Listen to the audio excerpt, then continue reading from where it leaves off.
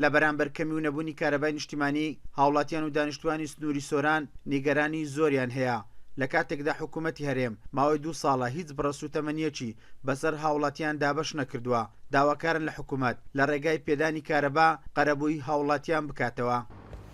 بنا بۆ سۆبەی کارەبایی و بۆ ئامادە گەرمکەرەکان دەبا و لەبەر ئەوەی نەوت نییە نەوت گرانە لە بازار ڕژ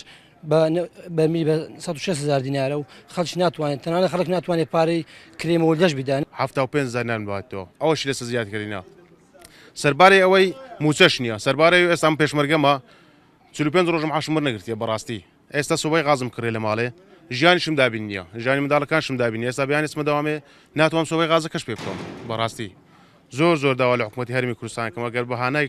هاوڵاتیانی قەزای سۆرانەوە بێت ئەو ماڵانەش ئەوانەی کە لە پشتمەوە بینن ئەو خەڵکی کە هاتوتە سەرزادە لە بێکارەبایی هاتوتە سەرزادە هیتر زۆر پێکرێت سپلیت بەکاردێتن هەم لە حکوومەت خەلل دروست بووە و هەم لە هاوڵاتیش خەلل دروست بووە ئەو گەڕەکە لە دوێنێەوە تا ئێستا بێکارەبایە پلانێکی تۆکمەی هەبایە بەشێکی کارەبای هەرێمی کوردستانی چاکردبای ئێستانەکە قەناعەتم وایە کارەبای هەرێمی کوردستان وەکو کارەبای ئەوروپا دەبوو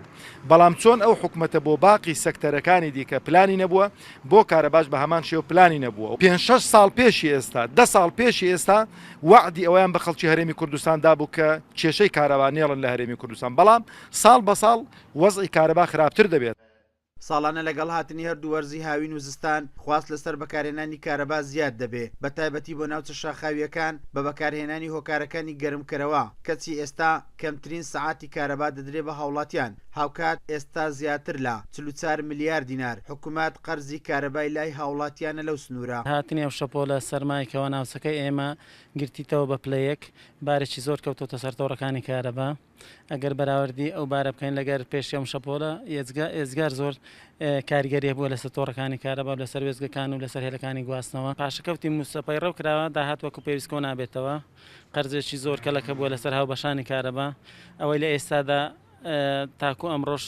قەرزی کارەبا کە هەیە لەسەر کۆی پۆلەکانی هاوبەشان نزیکەی 44 میلیارد دیناری عراقی.